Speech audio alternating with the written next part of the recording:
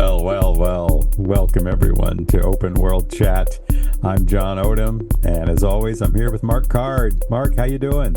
I have a bit of a cold, so I'm auditioning my Barry White voice. Well, as long as it's just a bit of a cold. So today we're going to have a lot of fun. We had what do we call it? Was an anemic top 10 list the last time we did a list, which was a top 9. So we're going to keep in that tradition and double that up this time. And because 9 was just not enough for this particular topic. So we're going to have a top 18 list. And this is the top 18. This is a doozy. We're taking a big step here. We're putting our necks out on the line. It's a top 10 or top 18 most influential sci-fi movies. So this is something there going to be a lot of strong feelings about.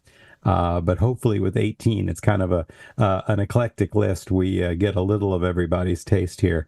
And just to tell you how we did this, Mark and I both came up with our own top 18. We cross-referenced the ones where we agreed, which was actually very few. And then we alternated putting in our own choices into the descending spots that were left empty from our lack of consensus.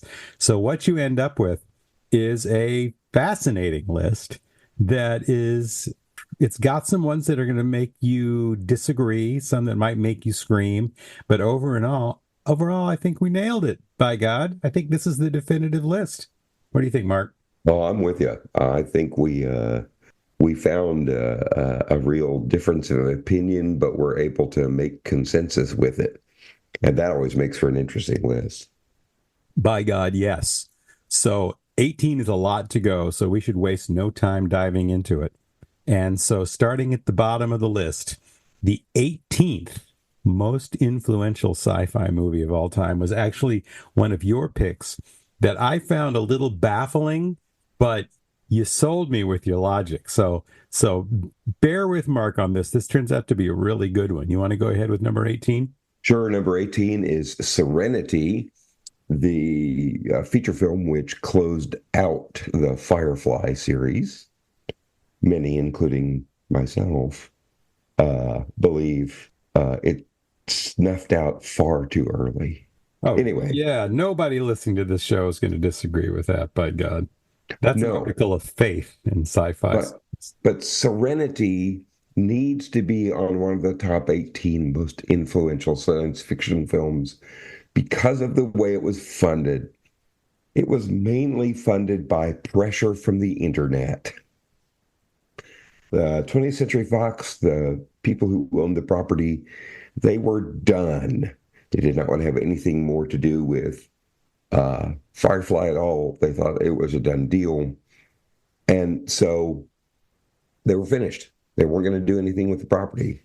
But the internet got together and said, we dissent, and started pressuring the studio to remake it. To make a feature film out of Serenity. And much of that funding came from the influence of the internet. I don't think they would have made Serenity without the pressure from the giant tsunami of fandom on the internet. So this kind of revolutionizes filmmaking. And after that, you begin to see GoFundMes and Kickstarters for films, and you get feature films made that way. And none of this would have happened without Serenity. Yeah, so you sold me. I would never in a million years thought, I don't want to say I forget that movie, because I do love that movie, but it's not on any of my top 10 lists, let's put it that way. But it's not mine either, but this is not necessarily the best movie or, one of the, just pick a reference here. But if you're talking about influential, it makes a big difference in how things are done from then on out. Yeah, well, it's a damn good movie, I will say that. I do too. So number 17 is one of mine, and that's Forbidden Planet, which is probably not a movie that's going to be unfamiliar to anybody listening. Forbidden Planet was a movie from 1956, so it was in the 50s era, the classic 50s era of sci-fi. This one was different, though. This wasn't a monster pick. This was not a low budget movie. This was a high budget movie. The special effects were extraordinary. They came in. It was directed by Fred Wilcox, who's not a name I've ever heard in any other context. So I had to look him up, and he's also directed Lassie Come Home. Hilarious. But Forbidden Planet, just by virtue of it taking the medium so seriously. I mean, it was 50s sci-fi to the core, complete with the theremins and everything, but it gave a very, very adult, very thoughtful, dare I say, intellectual story, which showed that a major science fiction production could be done in a very serious, adult, meaningful way. It was an extraordinary story. It was a very Star Trek story. So nobody's going to tell me that it didn't influence Star Trek. It even took place in the 23rd century. So this is a terrific movie. I recommend it if you haven't seen it already. It'll, especially if you're a Star Trek fan, you got to go way out of your way to watch this. That sounds entirely reasonable. Forbidden Planet for me was interesting because I look for associations, and anytime I watch a movie, and one of the interesting things to me is that if you read it carefully, Forbidden Planet is a retelling of Freud's classic interpretation of ego, id, and superego. Oh, you don't even have to read that carefully. They shove it in your face, quite honestly. Yeah, I was under exaggerating, as a friend said. And of course, it's said to be a interpretation of The Tempest, which is Yes. a bit of a reach, honestly. Yeah, that's a lot more of a reach than Freud. Definitely no. But then, when is Freud out of reach? Right, he lives with us every day, doesn't he? All right, I'll take number 16. Number 16 is one of mine, and this one might cause some feathers to be ruffled, but it's the environmental science fiction movie Silent Running. So it has one of my favorite 70s film stars, the guy who plays the lead. His name is jumping on Bruce Dern. Bruce Dern, of course. God, I'm an idiot. Bruce Dern is the captain of a ship which holds Earth's last viable forests, which they transplanted somehow into great big, huge greenhouse ships. And he is the lone human on this. It's actually a very large set of ships which hold the only forests which are left. And he gets a message from Earth that says, this is never going to work. You need to blow up the forests. It's the end of Earth. And he refuses to do that and tries to go it on his own without help from control on Earth. And let me point out that the only other crew is a trio of robots called Huey, Louie, and Dewey. Well, when the dust settles, they're the only other crew. That's true. When the dust settles, they are the only other crew. However, this is a really important science fiction movie because, and keep in mind, this is not very far after the first Earth Day in America, which I believe was in 70. And this movie comes out in 72.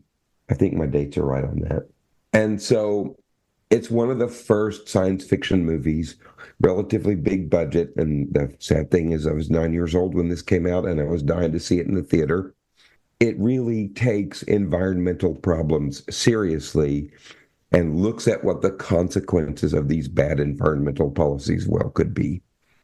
And so that connection to something going on in society so closely is a pretty influential movie. And you see lots of environmental movies now, especially as we find out more and more. Yeah, Silent Running is great. The only challenge with it, as watching it as a movie and just not considering its importance in the sci-fi canon, there is the painful soundtrack written by Peter Sheckley of PDQ Bach fame, right?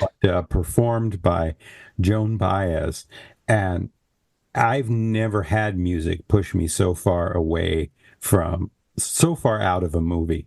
Oh my God, Hmm. it was hard to listen to, and that has nothing to do with its influentialness or not. Yeah, that's a great one. Hmm. I just love that movie. And yes, the soundtrack is annoying, but there's actually a lot of quiet in the movie too, Yes. where the only thing you hear is the softly padding robot feet and Yes. Bruce Dern's slightly deranged voice. Yeah, it's a powerful movie. It's a tough movie to watch in a lot of ways, in a lot of good ways. I mean, so number 15 is one that I stuck in there, and that's Tron.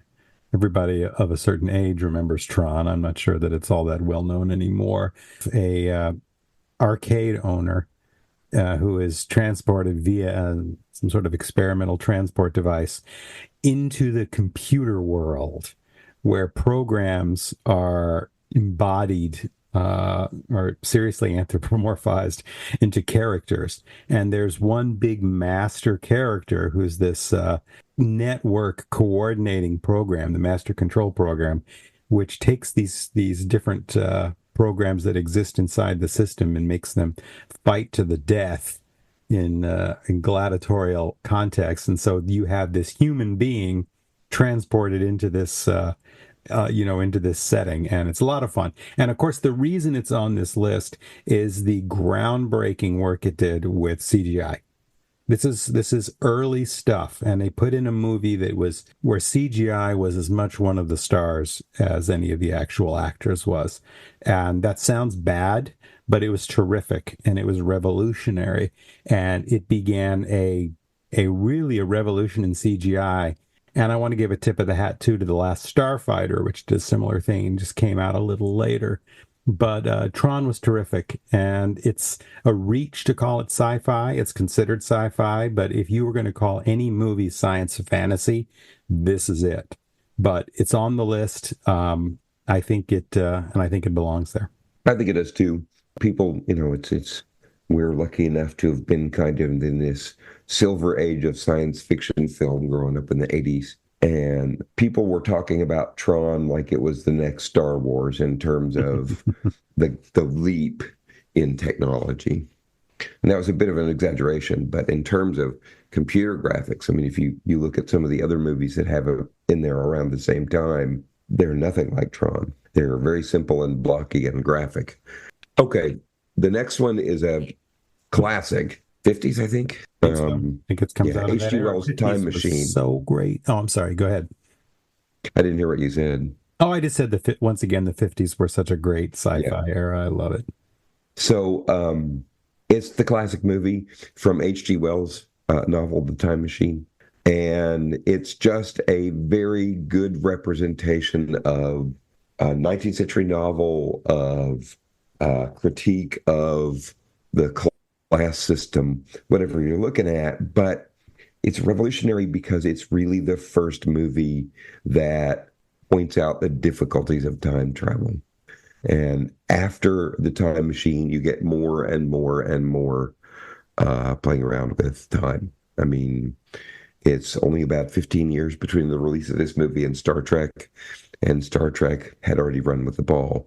So you can give most of the credit here to H.G. Wells for coming up with an interesting story like this. But the movie's a classic. It's one of the all-time greats that you watch when you're growing up. Special effects were pretty interesting. Lots of stop motion stuff going on, just stop motion photography, and tells a great story.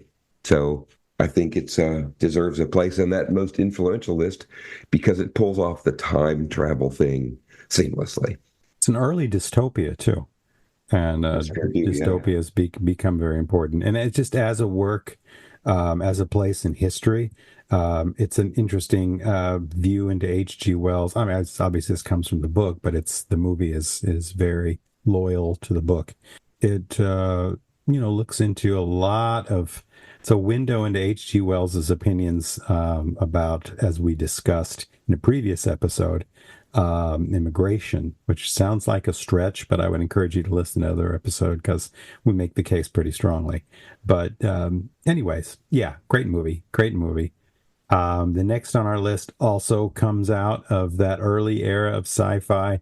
And so number 13 is The Day the Earth Stood Still. Day the Earth Stood Still. I just cannot get enough of this movie. I watch it over and over and over again. And if you're not familiar with it, what's wrong with you, number one? But an alien comes down with a giant robot at his side, and he looks malevolent, and they shoot him. The first thing people do when they see him is they shoot him, even though he was coming with a gift to humanity. And then everybody freaks out about him. They take him to the hospital, but then he becomes sort of public enemy number one. He's trying to get back to the ship, and he's killed, actually, but he is sort of brought back in a sci-fi way. But anyways, it's in an era where aliens were these invaders, where it was all about the invaders or the monsters or the terrible things. Here's a sci-fi movie, a serious, hard sci-fi movie where the villains are not the aliens. The villains are us. Yep. And the villains are, the concern is that we are on the edge of spreading out into the universe, and we are a problem. We destroy what we touch, we destroy each other, we destroy others, and the universe needs to get involved to deal with that because humanity is the problem, not the invading monsters. And this goes all the way back to we talked about in a previous episode or a future episode, I don't remember. But when we talk about Greek mythology, I mean that's a tale that's as old as time, that we're our own worst enemy. It's, and everybody else's. That's right, and everyone else's. But it's a cynical movie. It's not positive sci-fi, but it goes someplace that gets fairly well traveled in other movies. Well, yeah, this is really an interesting thing here. I was talking to a history professor who specialized in the 40s back in my academic days, and he said, things get a lot darker in the movies after World War II. He said, the 50s is when you have this, the late 40s and early 50s is where you have all these film noir movies where no one has any kind of likability. They're all horrible people, where they're murdering each other for their insurance money, or women are setting up men to kill their husbands. But whatever it is, he said that, when you have this many soldiers who've seen combat come home, things are bad. There's domestic abuse, there's drug addiction, there's depression. And so he says, that's why these kinds of movies took hold in the 50s, is because for a lot of people, things were really, really bad. There was a lot of traumatic stuff they had to get through. And sometimes the movies will reflect society like this. Mm-hmm. And I just remembered that professor's discussion, and I thought this kind of might explain some of that cynicism. These guys, what people don't realize is that science fiction TV, especially in America, most of the people who wrote and produced and directed and created, they were all World War II victims. I mean, victims, soldiers.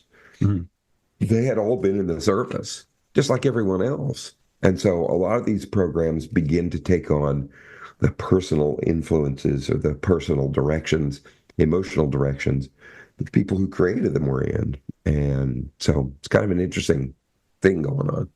Well, for number 12, that was something we agreed on. We get to the first one we totally agreed on, I think. I don't know if you want to go ahead and take this one. Seems like it's... No, you can take this one. I have words. I have trouble finding words to describe how much I like this movie. Blade Runner. We're talking about Blade Runner. Harrison Ford, one of his, now legendary roles. When the movie came out, it fell flat. But, it was considered a disaster.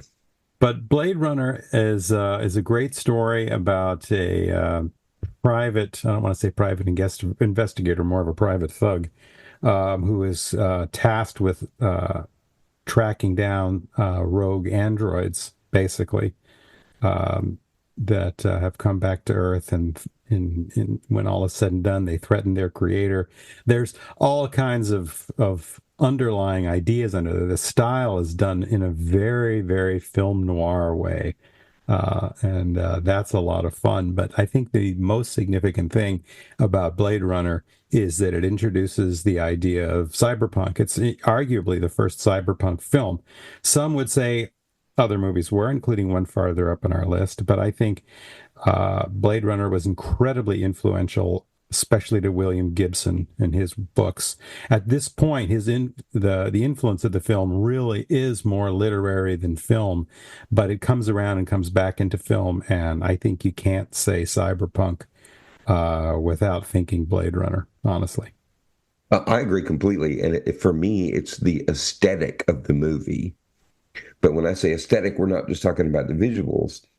I, every game, every movie now that involves cyberpunk, you have this rainy city that's covered in smog or whatever you want to pick, whatever kind of disaster you want to pick, and all these different cultures. That is so. What I think Scott did when he made this movie was he gave the cyberpunk genre its palette, its landscape. Yeah, and that's Ridley Scott we're talking about. Yeah, the Ridley Scott. No, I do want to shout out to the music since you mentioned the soundtrack in a previous film. Vangelis. Yeah, does that sound familiar? Oh, yeah, absolutely. Chariots of Fire. Yes, but before that, he was the keyboardist who gave the band Yes its distinct sound. Yeah, So it's great music in that the music really does help define the entire experience of the movie in a way most soundtracks don't. that's right. And it's extremely influential when you look at other future science fiction movies. So that Vangelis really hit a home run with that one. So that's one where the soundtrack really enhances the story and makes you able to get out of your head and not examine what's on the screen like a film and just kind of live it. Mm-hmm. And he does a great job in doing that. Well, next one is one of yours, and it's an interesting one. This one's going to be controversial, but some movies really fall back on the sci-fi in ways you don't expect. So, yeah, go ahead with number 11. Okay, I think Night of the Living Dead is an incredibly influential movie. I think its connection to science fiction is pretty quick and pretty fleeting. If you're not paying attention, you might miss it. But what's causing this horrible zombie epidemic, it's not, or pandemic, it's not viruses, it's not bacterial infection, it's not fungus. What is it? It's a meteor that crashed into the earth. Radiation. Yep. Great fear of the 60s and the 50s. That's right. And so there's a number of reasons why it's really influential. Every other zombie movie you see, if it's not disease related, it came from space. And, this isn't a new thing. This goes back to H.G. Wells, where in this case, we would be the people who were invading. But it's influential because the connection between zombies and space is original. I mean, it's easy to understand why you might think a virus would cause someone to turn into a zombie, but people aren't thinking about rocks from space changing the planet. And I think the virus thing, I would actually lean a little further into it creating the entire genre, arguably, into sci-fi. Because it does, because later zombie movies, they do talk about viruses. Where you see the supernatural, where you see magic or the occult is mainly in like the lower budget sort of flurry of Italian zombie movies that came out in the mid 70s to early 80s. Those were all supernatural zombies. But the mainstream zombies, and I think you can argue that it's because Night of the Living Dead set this off. They are radiation or viruses, something sci-fi. Yep. At the end of the day, I think this really belongs on the list. It really does. Horror aficionados might argue with me. And the other thing is this, what made Buffy great was it mixed up a bunch of genres. Here, we're talking about science fiction. We're also talking about horror. And there's a lot of funny stuff going on in that movie. It's momentary, but there's some pretty funny stuff happening in that movie, especially toward the end. And when you blend genres like that into one film, it's always going to make it better. Yeah. And Night of the Living Dead did it well. I mean, the opening sequence is hilarious. It's meant to lull you into the idea that this might be some kind of joke, and then wham, you get a hit on the head with it. That's pretty funny stuff. And it deserves full cred, too, in the era for unself-consciously having a black lead. I mean, frankly, that's... And at the very end of the movie, making a big statement about the situation in the South. I think that's absolutely right. I mean, And so probably everybody's seen it, but yeah. this has got everything you're looking for. You're looking for dealing with some kind of human controversy or human frailty in a different format. It's a pretty suspenseful movie in places.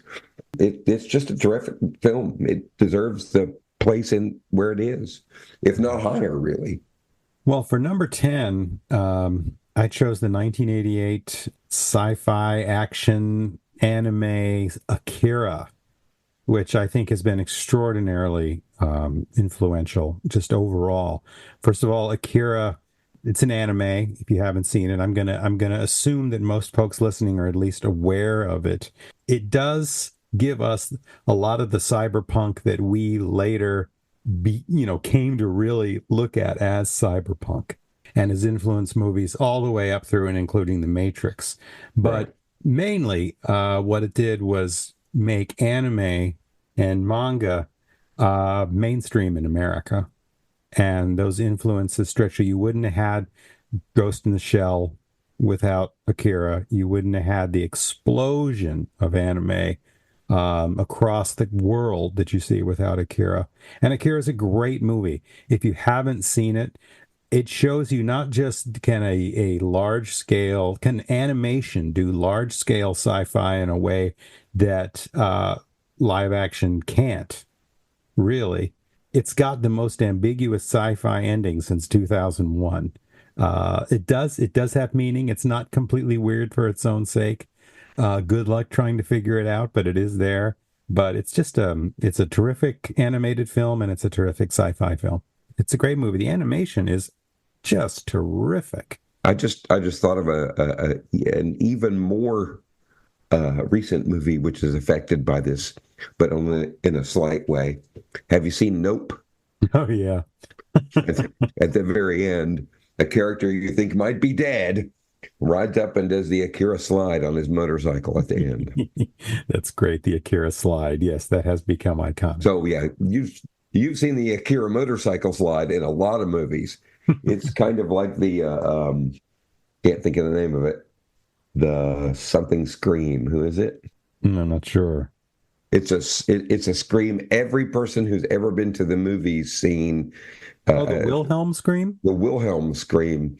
So the Akira slide is the Wilhelm scream of the science fiction genre. I'll take that. That's great. All right. So what do we got for number 9, Mark? It's Hang another on. one we shared. Yeah. Oh yeah. Yeah. It's The Body Snatchers. This is a great movie, whether you see the first one or the one that I think everybody thinks now is the touchstone for it, the one with Donald Sutherland. Yeah, they're both great movies. They really are. I mean, the And original is going to be the one that's going to be more influential, I think. oh, definitely, definitely. But I recommend both of them. Yeah. I mean, there's just not much to be said about it. This is kind of it's a new approach to something else. I mean, I think you might qualify Invasion of the Body Snatchers as a reverse zombie movie. So I'm not sure what I mean by that. Just something that popped into my head. But instead of people, well, I guess it really is a zombie movie now that you think about it. It People sort of is, yeah. It's just zombie by territorial invasion. Well, it speaks to a certain sort of primal fear of losing one's identity and losing oneself into something monstrous that became a theme frequently, still is a theme in sci-fi horror for a very long time. I think socially at the time, you'll get folks saying it's some sort of anti-McCarthyist movie, and I think it's pretty clearly it's more of a Red Scare movie, that it's anti-communist. But it doesn't matter. You don't need to know that, and you don't need to care about that. It is an incredibly influential movie that whatever they were trying to say doesn't really matter. Just go out and watch it if you haven't already. That's interesting. What made me think about this movie is that, the 50s is all about conformity. Everybody has to be the same. Everybody has to have a house, two kids, and a dog. And I think this is a statement about what might happen to you if you conform. Well, there you go. A completely different interpretation that works just as well. Yeah. At least as well. I beg your pardon. Mm-hmm. This is the next one, number 9. Number 8. Mm-hmm. Was an interesting one to me, and it's been on my mind a lot over the last few months because, people don't realize how fast this came out after Star Wars. Mm-hmm. Oh, yeah. This was 4 months after Star Wars when this movie was released. And there are some really important reasons why this is belongs as one of the most influential. First, you got to talk about the special effects. Did we name the movie? Close Encounters of the Third Kind? Yeah, I don't think we mentioned it yet. Oh, I'm sorry. I thought I said Close Encounters. So yeah, Close Encounters of the Third Kind. I was 14 years old when this movie came out. It was 1 year after Jaws. So Steven Spielberg was this hot new hip director who was making incredible movies. And he really devotes a lot of time to the special effects. The special visual effects for UFOs have never been so striking or vivid ever in history before this. And so just the visual effect of the movie is enough to put it in this list. But, it's a great story. It's basically a detective story for the first part of the movie where, the audience is trying to figure out what is driving all these people crazy. Why are they making, 1/20th scale models of the Devil's Tower in Wyoming in their front yard? I mean, in the middle of their house with dirt from their front yard. And so gradually you begin to realize, one, not only are there aliens out there, two, the government knows about them and is not telling you about them, and three, we don't really have any expectation they're going to be bad. Right. This movie treats encounters with aliens as it ought to be treated, which is as a scientific endeavor. They science the excrement out of this. In fact, when they're making this movie, we can say shit. Okay. But the point is, they are, to quote The Martian, they are sciencing the shit out of this movie.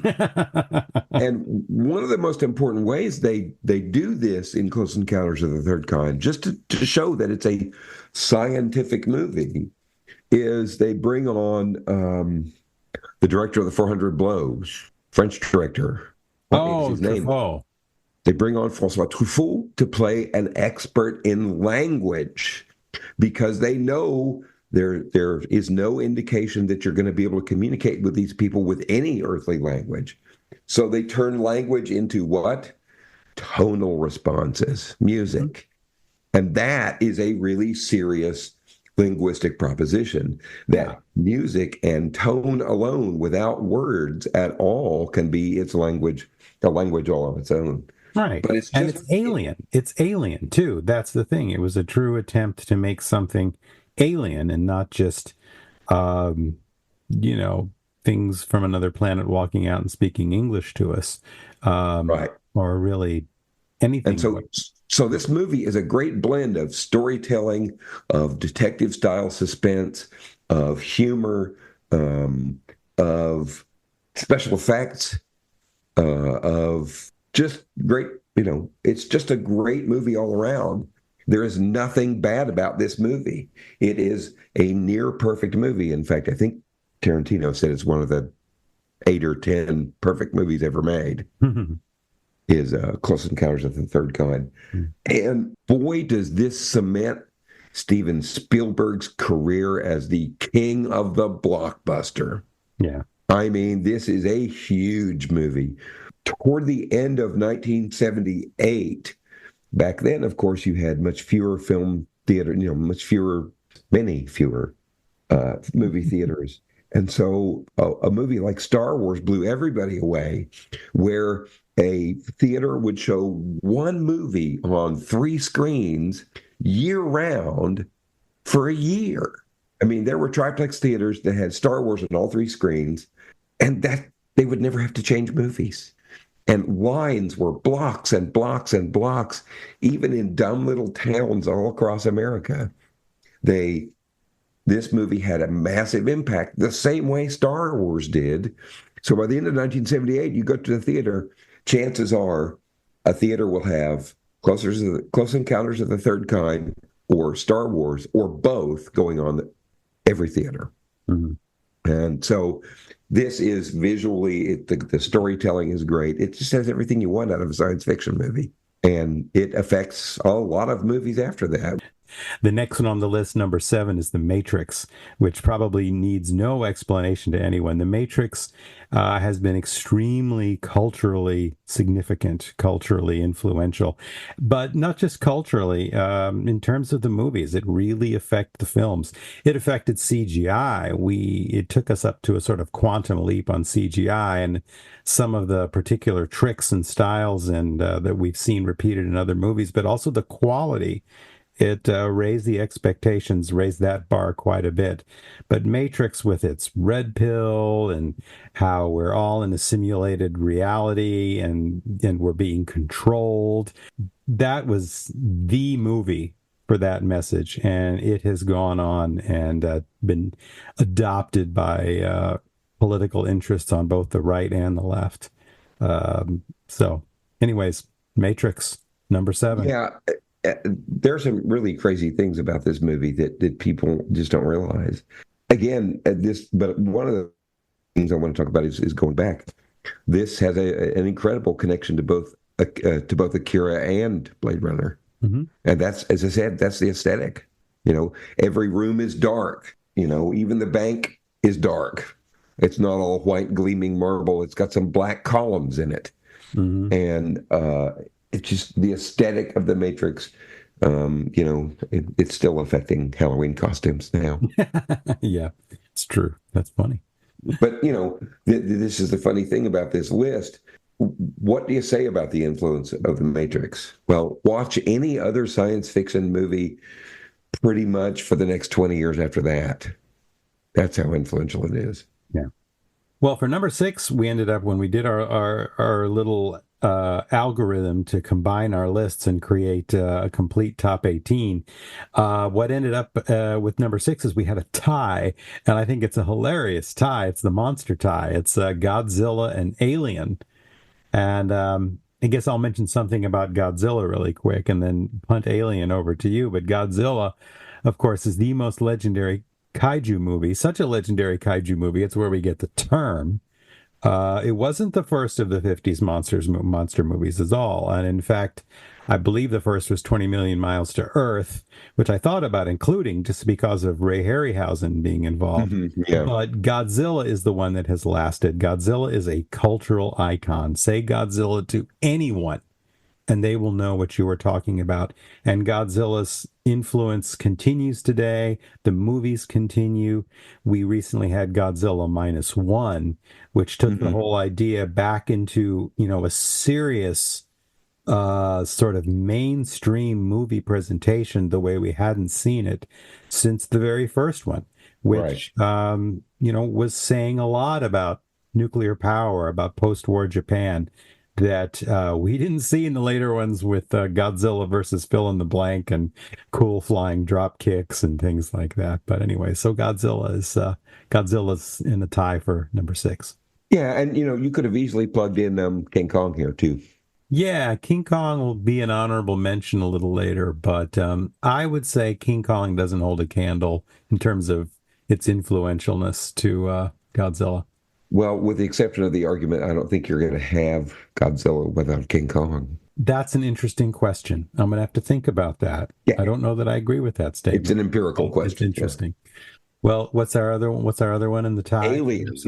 So my favorite 15-second interpretation of Alien is as follows. Woman with cat gets ignored by everyone else.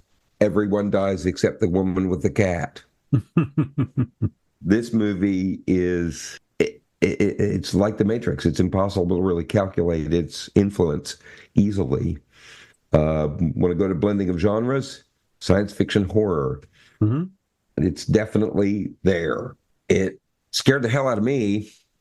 I was 16 years old, and I thought horror movies couldn't get to me anymore. Mm-hmm.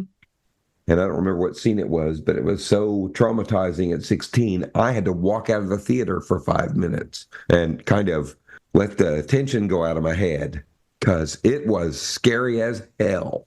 And it's another Ridley Scott movie. Yep, it's another Ridley Scott movie. Yeah. So you have his signature dark cyberpunk look, and there's nothing cyber or punky about this movie, really. Yeah, But you've got the harsh lighting. You have lots of play with shadows. The soundtrack in this movie is good too. Yeah, oh, it's excellent. A lot of it's Howard Hanson. Uh-huh. And then, of course, it takes the aesthetic in a weirder way by including H.R. Giger and his artwork. And in fact, if you go back and watch any kind of documentary on the making of Alien, it was purely accidental that the person in charge of production design found H.R. Giger because he was not well known at the time. And that was an inspired choice. Yeah, it was brilliant. Inspired decision. That's like asking David Bowie to write you a rock opera. And rejuvenated and completely redefined the sci-fi horror genre, and its influence is clear in movies to this day. Yeah, no, it was a really kind of a perfect storm. You had all the elements you needed to make it at that point in time. The visual effects are pretty well up to date. You know, the animatronic stuff is incredible. Yeah, with the aliens, I mean, that's just revolutionary work at the time. Go practical effects. I'm a big practical effects fan. Oh yeah, me too. It makes the movies a lot more challenging to produce. All right, the next one is Metropolis. Metropolis is one of the earliest science fiction movies, and as such, just that alone makes it influential. But again, we're going to get into aesthetic. There is it's a silent film from Germany. It's the story of a place in the future where the class system is cemented and someone invents a robot, and the robot sees in a way that nobody else does what the social problems are in the movie. And basically the adding of the robot to the situation foments a revolution against a government where the rich do nothing and the workers are worked to death, literally. And it's a really important movie because it's silent, but yet the story is great. It's a really important movie because visual effects are state of the art for 1934 or 1936, whatever date it was. It's very heavily Art Deco influenced. You can see that in everything in the sets and the characters and the makeup. It tackles the problem of the lower and working classes, especially in Europe. But it's almost a proto-Marxist movie. Mm-hmm. It's almost socialist, realist in its presentation. Mm-hmm. And so I just think this is one of these movies that if you're lucky enough to see in a theater, you should do it. And if you're lucky enough to see it in a theater where somebody's playing the organ live to the soundtrack, you definitely should do it. Okay. When I lived in California, we used to go to the Stanford Theater for that. They would play silent films, and they had an organist who would come in and play the original score. That's extremely cool. And they were using the full power of the medium to bring a serious story. Well, why don't you give us number 4, too? Because number 4 was on your list and not mine. I acknowledge it's a great movie, but I was interested to see you put it on a list of most influential. Well, we can talk a little bit about that. I think the Andromeda Strain is very much like, of course, Night of the Living Dead, but it presents it on a scale that's much larger. But one of the reasons why I say this is because, again, in the immortal words of the main character in The Martian, they scienced the shit out of this movie. They sure did. Oh, my God. It is Um, hard sci-fi. If yeah, there's it any movie really out there is. that's hard sci-fi, this is it. And people aren't even talking about something like the Ebola virus yet. The Ebola virus and the Marburg virus weren't identified until 5 years after this movie was made. And so this is cutting edge stuff. They're talking about an infection from space.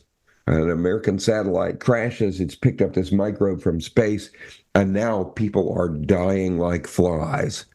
And so they bring in a crack team of investigators in a super secret government facility. Keep in mind, this is the 70s.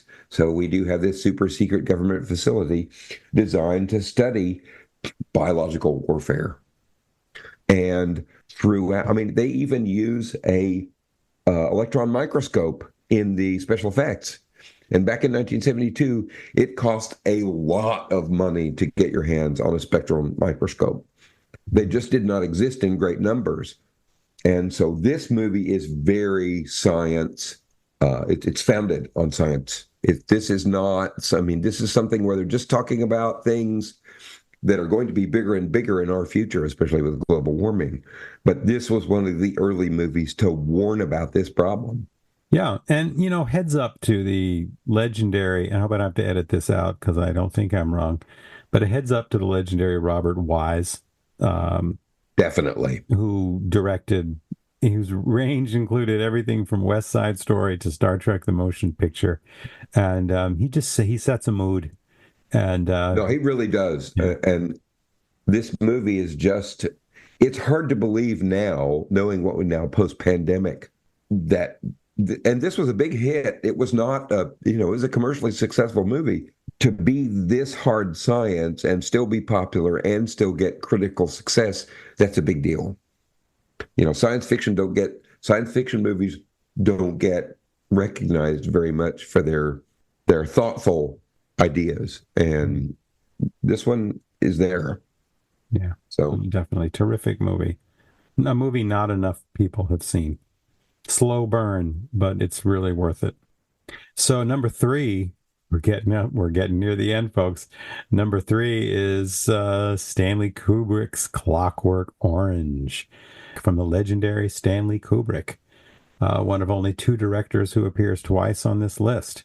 And one yep. of those is not Steven Spielberg, amazingly enough. But Clockwork Orange, is a parable just set into the near future, where a pretty horrible criminal is captured by the authorities and undergoes the Ludovico treatment, which is designed to make him violently ill when thoughts of violence come into his mind. So to Operant conditioning. rehabilitate him by altering his freedom of will, which is, of course, what the parable is about. It's been just incredibly influential. It still comes up in conversation. It's still considered a classic. It's been influential in society, really more than the films themselves, but it's still hard to overstate its influence in culture. Yeah, and there's another interesting thing about this. The kind of weird dialect they speak in the movie is a projection from the author of the book, who was a linguist. And he Mm-hmm. said, this is what happens when you're going to meld the culture of two big superpowers, the West, which dominantly speaks English, and the East, which speaks Russian. And so Right. this is influential just for the fact that we see it in Serenity, the number 18 movie we listed. But instead of being a blend of Russian and English, it's a blend of English and Chinese. Right. I forgot all about that. Oh, I'm glad you brought that up. Well, this is not really long after, or not long before, the investigation of the CIA by Congress in the 70s. Mm. And they were doing behavior modification experiments exactly or very similar to these to try to breed sleeper agents, to try to Mm. find a way to build sleeper agents. And the general public does not know about MK Ultra and the CIA mind control experiments at this point. So this really is kind of something that's actually going on. unbeknownst to Kubrick or Anthony Burgess, in real life. I mean, this is really a case of science fiction author coming out and saying, or science film coming out and saying, "Hey, we know this is going on." So now we're up to the top two here, and you all know what's left.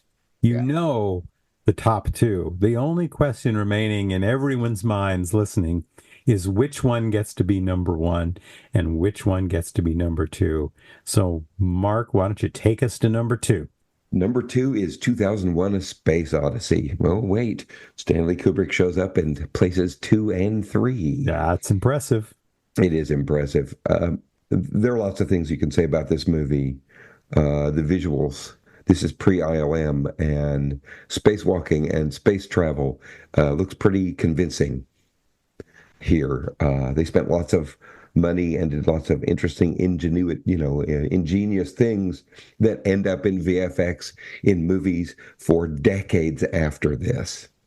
So it kind of rewrites space visual effects in a way that you can't do unless you're George Lucas. And that doesn't happen for another 9 years. So just the visual effects, the storytelling, the technology. This is predictive technology. They're dealing, and it's not the first movie to do it. Well, actually, probably it does. This actually even predates Colossus, the Foreman Project. So what do you have here? Wicked, evil AI. And you don't really see that in movies before. That is predictive science. Yeah. Yeah. The wicked evil AI, the one everyone still remembers and still refers to. This And isn't still just, does impressions of. yeah, right. Exactly. Do you I'm afraid remember, I can't speaking do of that predictive now. tech, that lawsuit against Apple? Oh, God, I wish I remembered this more clearly. A lawsuit against Apple for the design and the whole idea of the iPad, right? Yeah, Somebody, claiming they came up with it and Apple stole it. And as part of the defense, hmm, Apple showed images from 2001 where they're sitting there looking at, thick tablets, but they're still tablets, just like tablets today. yeah. Saying, you know what, you didn't come up with this, guys. This has been out there since the 60s. I love that. Yeah, in 2001, you think of HAL, you think of the evil AI, you think of the scary shit, but there was a lot more going on with that. It was a very positive movie. It was very optimistic. It was very sort of pro-human, and it told us that we had great places to go and amazing wonders to be seen. And the human race was fundamentally going to find its way in really amazing ways.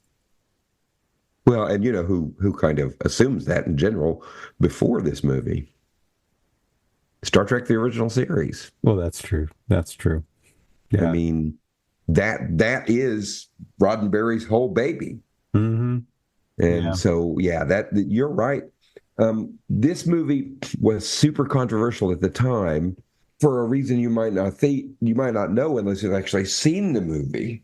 The big controversy was the LSD-like trip Bowman takes at the end of the movie as he's becoming what he ends up as in the film. Right. And so there's just minutes and minutes and minutes of hallucinogenic images. Yeah. And keep in mind, this is at the height of the LSD era when it's released. And so there were old school Hollywood people that would just get up and stomp out of this movie. Very famous actors, they're not coming to mind at the moment, who were just revulsed by this movie because it seems like it's going to have a plot and then it goes somewhere where they're not really sure. These dumb kids are taking all their drugs and we don't understand this. And so that you have lots of old school Hollywood people running away from it. On the other hand, you've got some very, very influential filmmakers who go on to be members of this list. And much of the reason why is the grandeur and the scope and the scale of this movie. You know, It's just this lonely journey on this spacecraft on the way to Jupiter, and things go wrong. But the visuals are huge.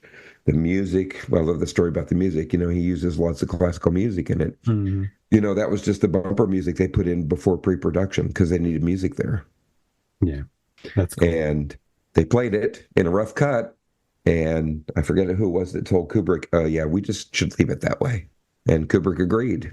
And so that's why you get, all that great classical music in the movie. It's just, this was a movie.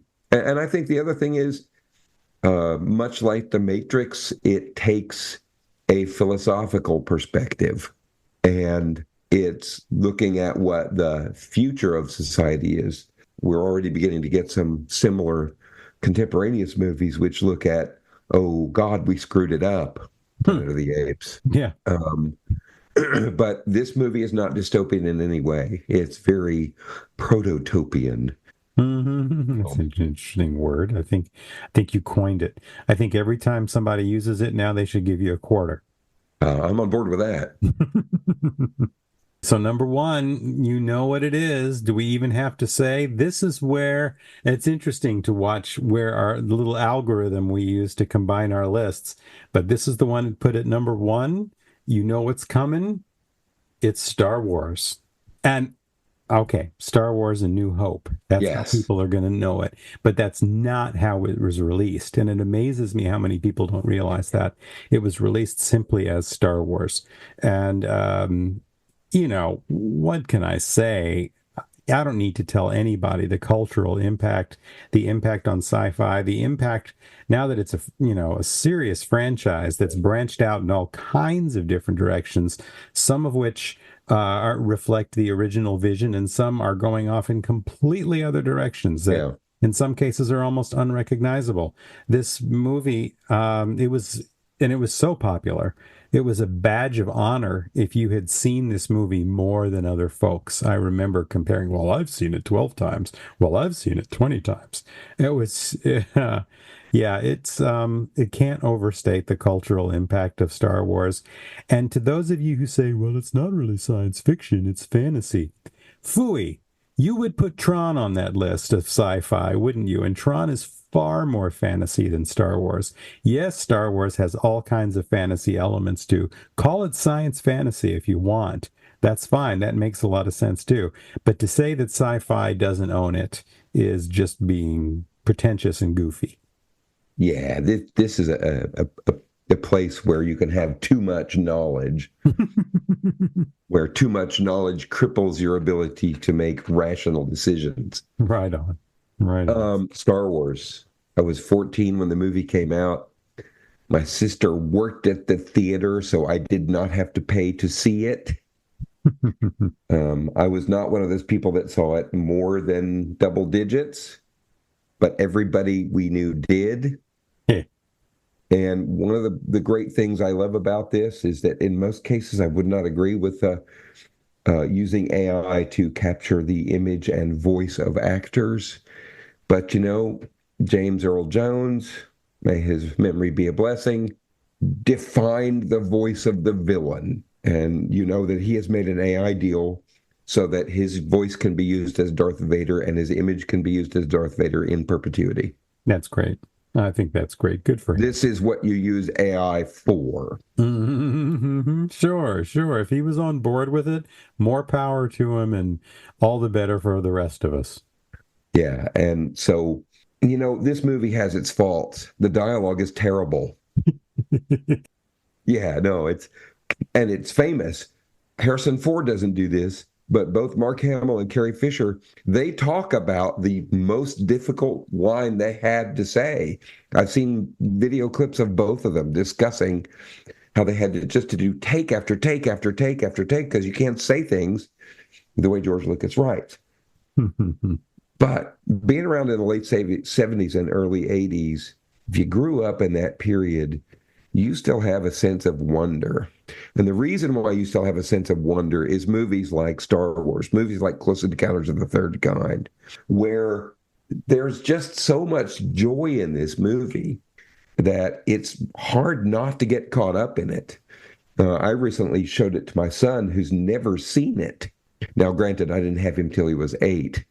I had no influence over on him till he was 8. And this is a kid, who he's 25 now. He spends a ton. The internet is nothing to him.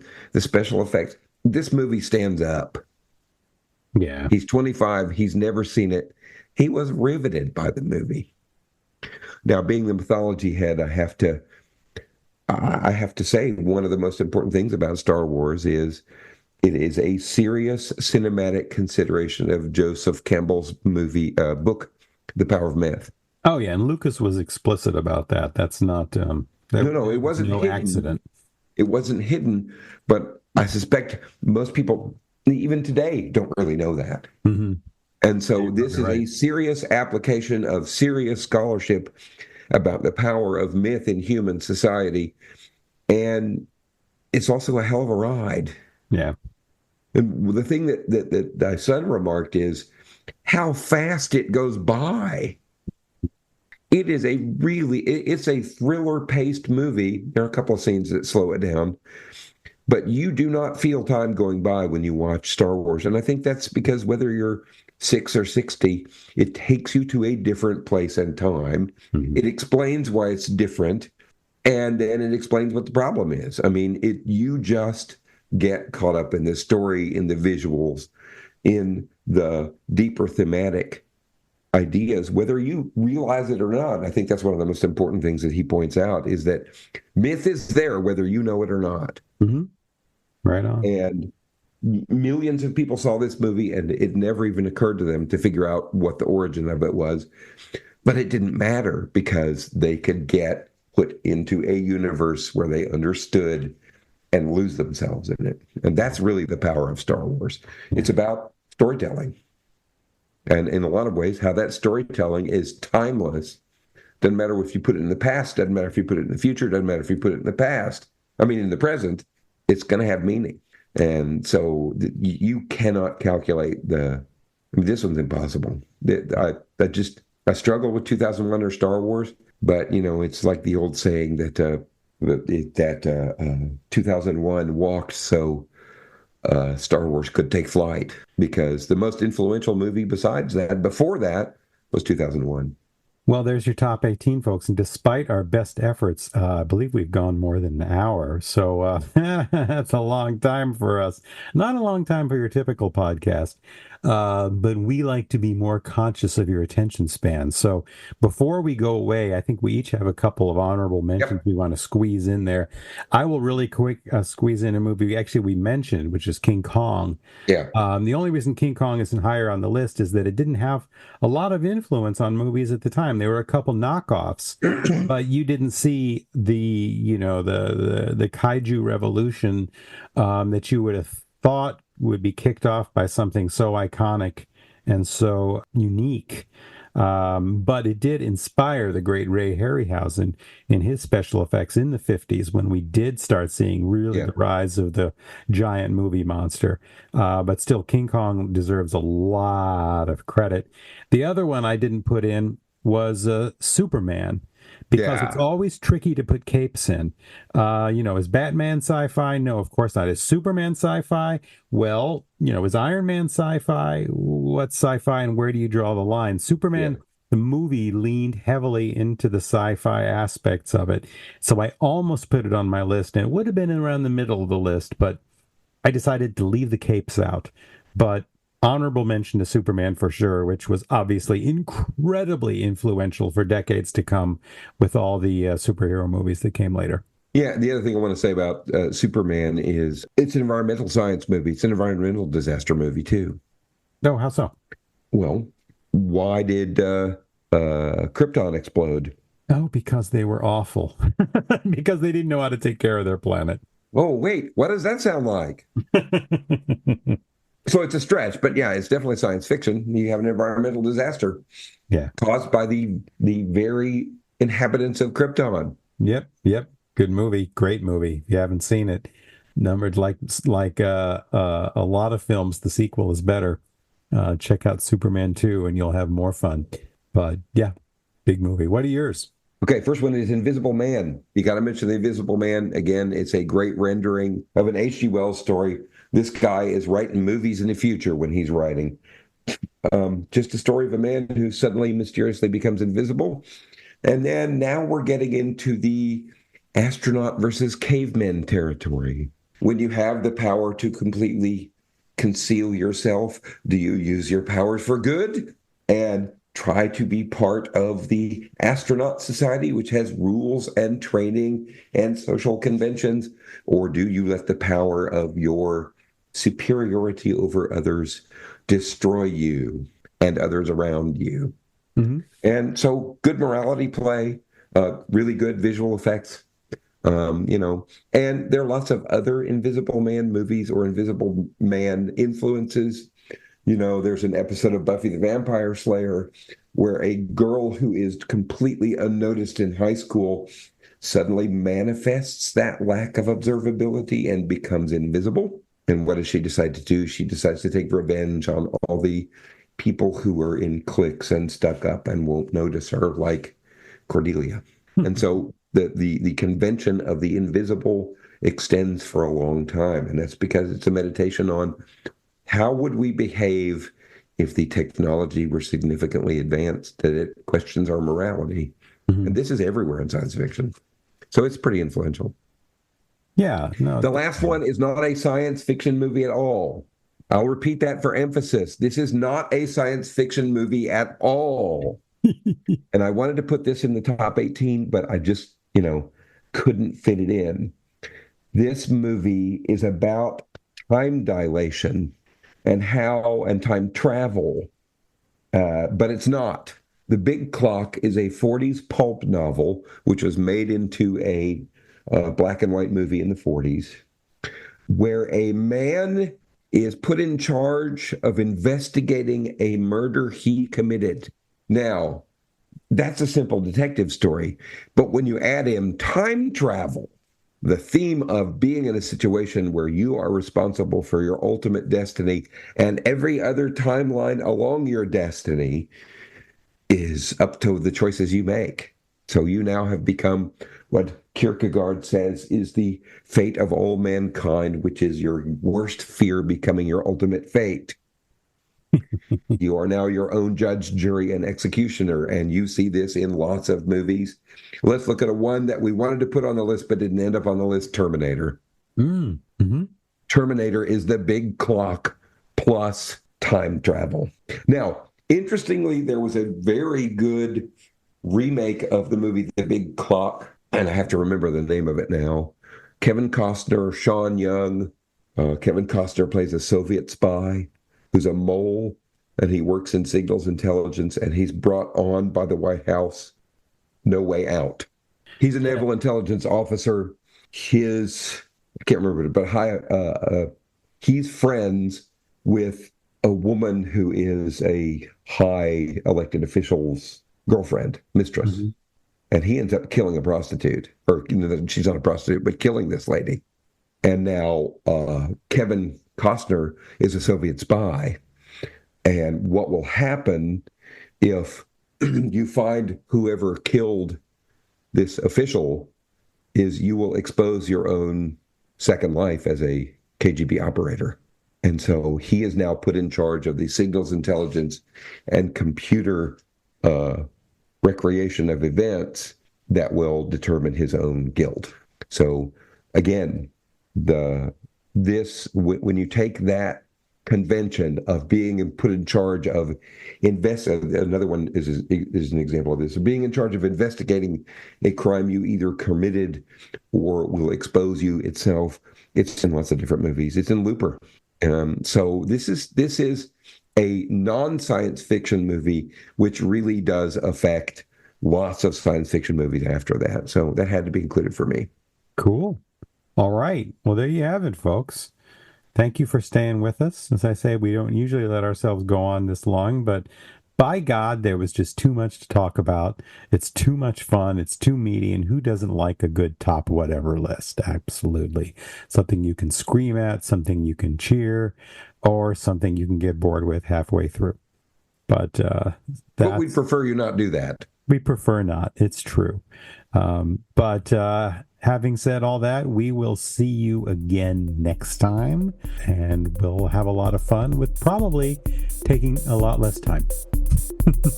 Maybe. We'll see. All right, take care, everybody. Thank you.